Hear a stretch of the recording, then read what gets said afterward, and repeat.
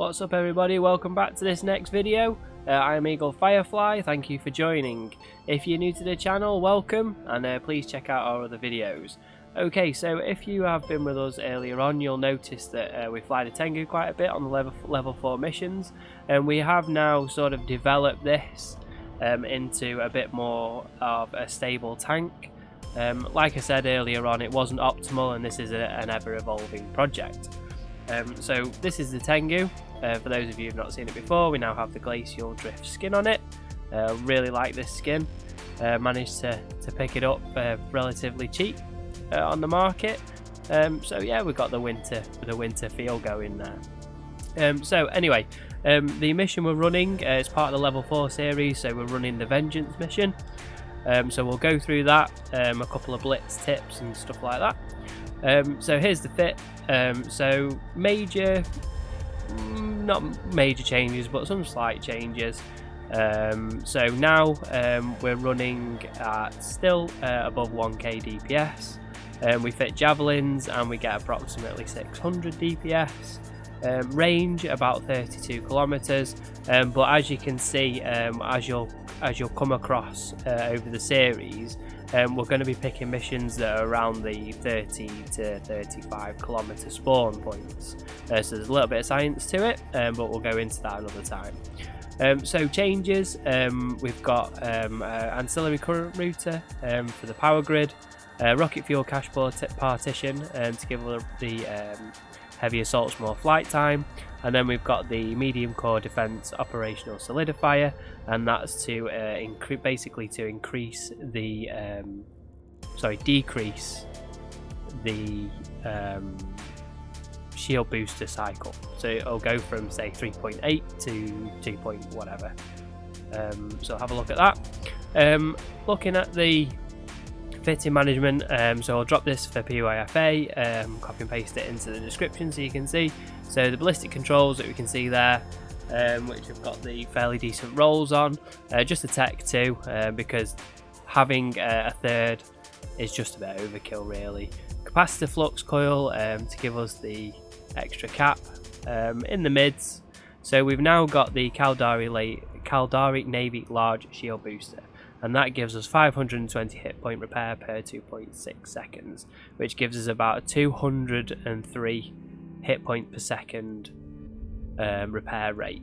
We've got the Thukker large cap battery to support the cap, multi-spec shield hardener, and we've got the shield boost amplifier to give us that bit of a kick on the shield booster, and the missile guidance computer. Rest pretty standard fit really, a little bit more expensive. We were running the 2 billion Tengu if you remember, so I'm trying to tweak this and play with this to keep it under 1 billion. We're probably, with the Abyssals, encroaching around 1 billion, but you know, we'll try and keep it as low as possible. Yeah, so pretty good fit to be fair. EHP wise, it will do around about, I think it's about 500 EHP a second. So there's a couple of mods I'd like to go through at some point as well. There's a nice little mod which will monitor your incoming DPS. And we'll get that introduced at some point further down the line once I've done some more testing with it. Yeah, so this is Vengeance, and we'll go through it in the video. See you in a minute. Okay, so this is Vengeance. There's no real blitz in this, so basically there's not really much strategy to it. You come in, there's 3 or 4 spawns. The way I do this one is to start on the spawn on the left, and then I move my way around to the back, to the right side, to the front. If you attack the spawn at the front, then you will basically aggro the entire room, which it won't really make much difference to this Tengu. This Tengu can take it, but it's not ideal really. You want to be managing your aggression in all the rooms, and that way you can get through it faster. So cleared the 2 spawns. So with this mission, you get about 600,000 in rewards, another 600,000 in the bonus rewards, and about 4,500 LP. 9.5 million in bounty. There's a little bit of loot, but it's not worth doing the scoops, to be fair. You can run this in sub 20 minutes. Fastest time is 15.5 minutes with the Tengu, which makes you about 65 million an hour. We do have a spreadsheet running, which is developing, which I'm going to make public so people can see. Basically what it will do is it will show you the optimal ISK per hour per mission, so you can decide which missions you want to run or not. We're going to do that, including LP. So with the Caldari Navy, obviously the LP that we're grinding for is we're grinding for a Caldari Navy Raven, and then we're going to run some videos on that as well. That's the plan. So we'll just clear these last few out and then get into the next room.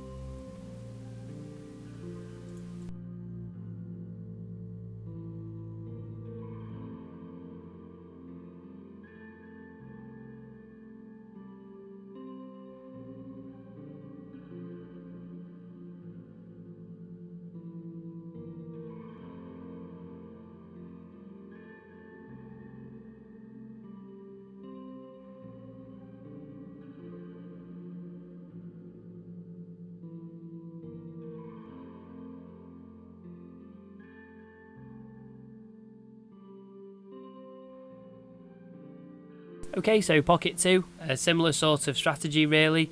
We're going to clear the closest NPCs first, and then we'll move out to the rest of them, and then we'll clear these down and go into the last room.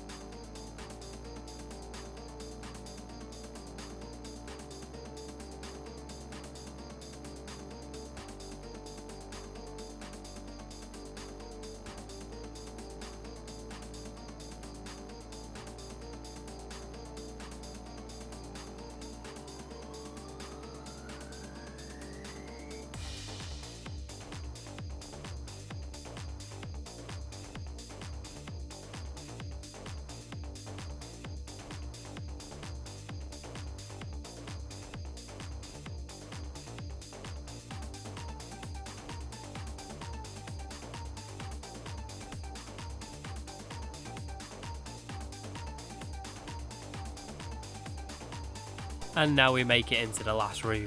So this is where your javelin will come in handy. The best thing to do is start going for the frigates first, so you don't get webbed down. The tank will hold perfectly fine as long as you don't sort of stop. When you get webbed, the damage will come in, but there's still enough HP to manage the damage. So what we've done is just picked off that it was either battle cruiser or a battleship that sits around the gate. Clear that off first, so you don't have to just slow boat it back. So we'll start clearing down those frigates. Good tip here is if you use Javelin or a Caldari Navy Scourge, they have a better signature radius for, missile explosion velocity and radius bonuses, which clear it much better than Rage.